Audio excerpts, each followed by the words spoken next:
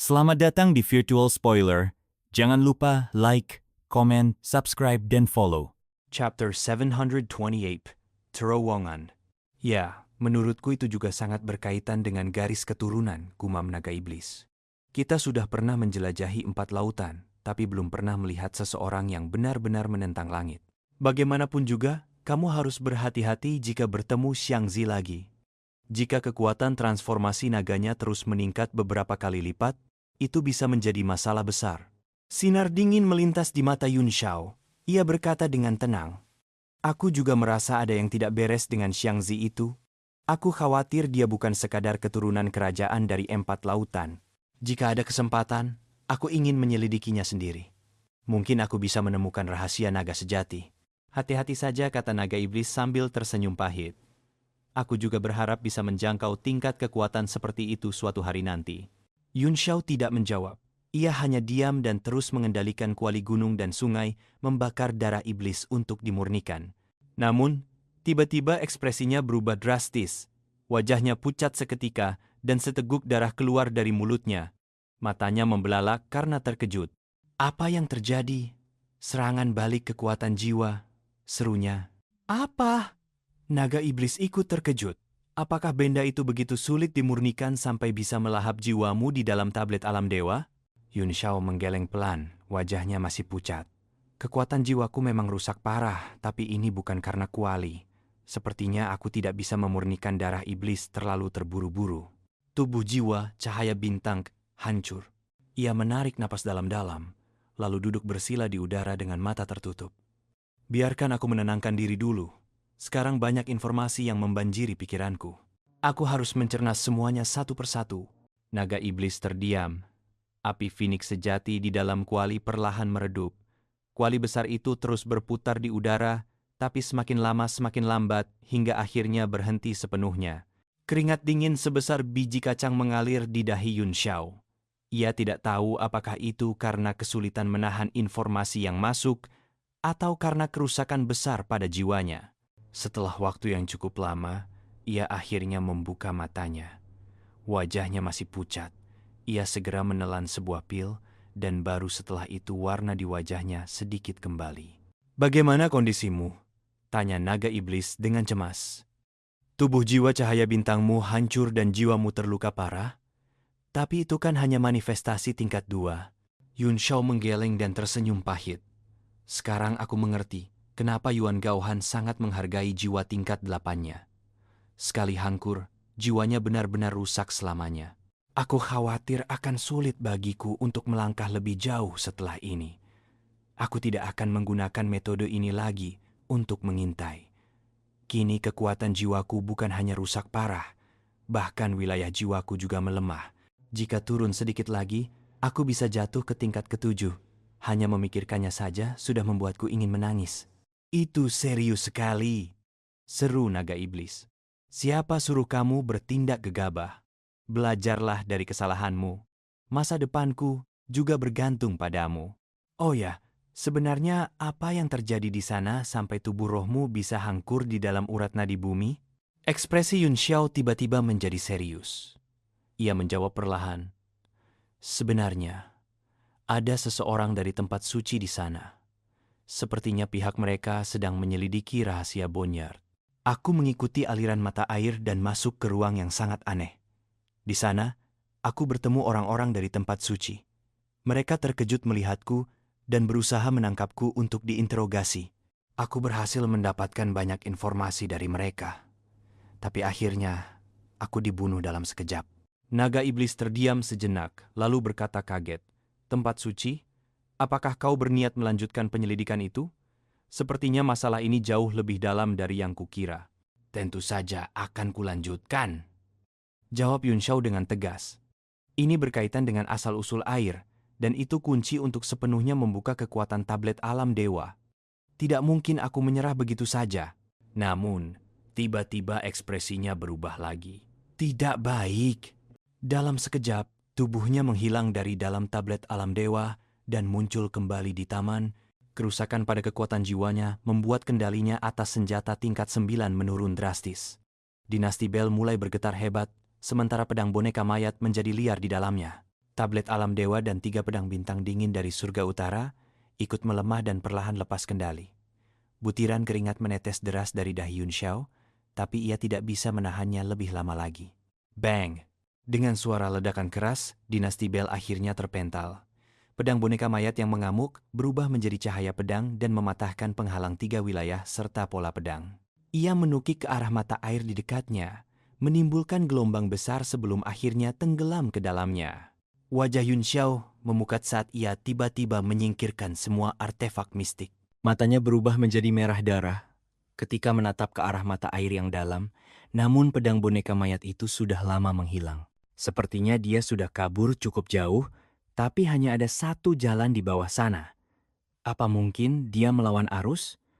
Kalau begitu, bukankah itu berarti kita sudah memasuki tempat itu? Yun Xiao berpikir sejenak, lalu terjun ke dalam air dan berenang melawan arus ke arah yang sama. Vitalitas di dalam mata air itu sangat kuat, terus-menerus memberi nutrisi pada tubuhnya.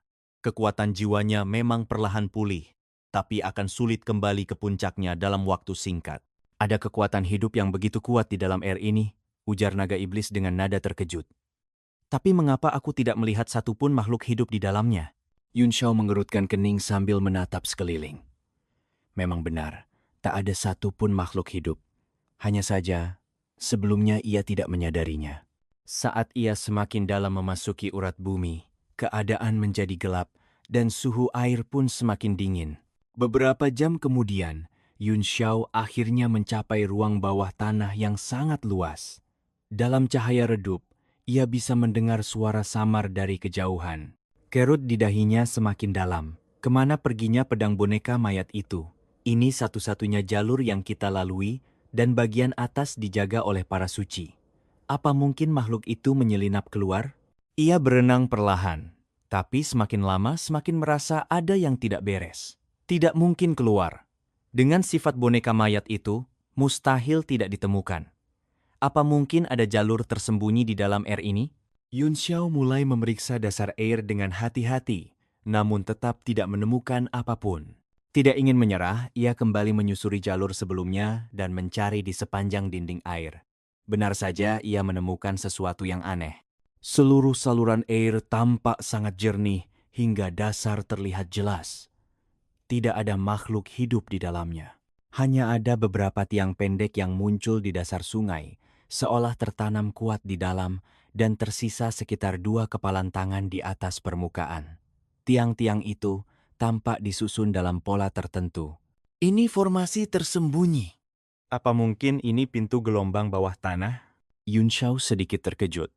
Ia mendarat di atas salah satu tiang dan merasakannya. Ada aliran kekuatan samar yang keluar dari sana. Ia menariknya kuat-kuat, tapi tidak bergerak sama sekali. Wajahnya menjadi serius. Tubuhnya perlahan berubah menjadi tubuh emas yang tidak bisa binasa. Dengan kekuatan fisiknya yang besar, ia mencabutnya sekali lagi. Akhirnya, tiang itu perlahan terangkat setelah usaha keras. Panjangnya lebih dari 2 meter, jauh melebihi perkiraannya.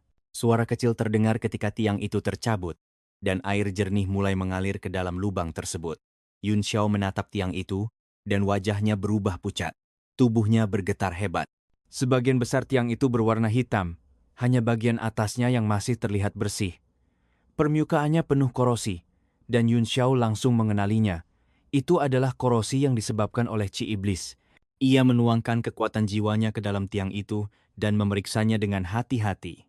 Bahannya terbuat dari material tingkat ke-7 yang sangat kuat. Tatapannya kembali beralih ke lubang di bawahnya. Tidak ada hal istimewa di dalam sana, dan Chi Iblis sama sekali tidak terlihat. Wajah Yun Xiao menjadi serius. Sekarang aku tahu kenapa tidak ada makhluk hidup di air ini. Ternyata airnya terkontaminasi Chi Iblis. Meskipun sangat lemah dan tak terlihat mata, Ki Iblis ini bisa mengikis material tingkat ke-7. Aku punya firasat buruk. Mungkin tanah pemakaman ini ada hubungannya dengan alam iblis agung. Apa? Seru naga iblis kaget. Kalau begitu ada segel urat bumi besar di bawah sini. Apa kau berpikir segel itu menyegel iblis agung? Kau bahkan sudah melepaskan iblis di Gunung Meru dan di luar angkasa. Sekarang Kuburan ini pun kacau. Kau benar-benar penyelamat para iblis. Kalau tempat suci tahu apa yang sudah kau lakukan, kaulah orang pertama yang mereka buru. Yun Xiao menatap tiang itu sebentar lalu berkata perlahan, Gunung Meru tidak tahu, tapi luar angkasa itu serakah. Kalau benar ada iblis agung di sini, kita tidak punya pilihan. Ini terkait dengan sumber kekuatan air, dan itu sangat penting. Matanya menunjukkan tekad kuat saat ia mulai mencabut tiang-tiang lain di dasar air. Ia menariknya satu persatu seperti mencabut paku. Bersamaan dengan itu, arus air mulai melambat. Saat tiang terakhir tercabut, aliran air berhenti sama sekali. Namun keheningan itu hanya berlangsung sekejap. Seluruh sungai bawah tanah tiba-tiba berbalik arah dan mengalir lebih cepat menuju arah yang berbeda. Hati Yun Xiao bergetar. Bentuk seluruh aliran bawah tanah berubah total dan banyak terowongan baru bermunculan. Dengan berani, ia mengikuti arus deras itu. Jalur air berkelok-kelok dan menurun tajam, hingga akhirnya tak ada jalan di depan. Air dalam jumlah besar terus mengalir ke bawah tanah, menuju sebuah jurang dalam. Ini sangat devout as Pied and S. Yun Xiao menatap ke bawah, tapi tidak bisa melihat dasar sama sekali. Air terus mengalir ke lubang itu tanpa henti. Masuk atau tidak, ia menghela napas. Konsumsi tubuh jiwa cahaya bintangnya sudah terlalu besar, jadi ia tidak berani menggunakannya lagi. Jika hancur sekali lagi, ia bisa jatuh ke tingkat 8. Lupakan, aku sudah sejauh ini. Jika aku mundur sekarang, apa aku masih bisa menyebut diriku Yun Xiao? Dengan senyum masam, ia mengikuti aliran air turun. Tubuhnya terasa seperti jatuh dari ketinggian, dikelilingi kegelapan total. Ia mengaktifkan tubuh sucinya, memancarkan cahaya bulan, dan melihat pemandangan yang mengejutkan. Itu adalah kehampaan tak berujung, dengan air yang jatuh dari langit seperti air terjun. Sosok Yun Xiao melesat keluar dari air terjun. Ia berdiri di udara dan menatap ke bawah. Apa mungkin ini dunia bawah tanah?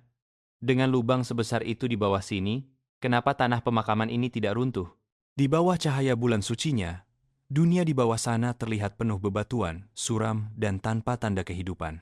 Yun Xiao mengangkat jarinya, lalu menembakkan cahaya keemasan ke arah kegelapan. Namun, cahaya itu menghilang tanpa jejak, seolah lenyap di telan udara. Terima kasih sudah mendengarkan Virtual Spoiler. Sampai jumpa di pembahasan berikutnya.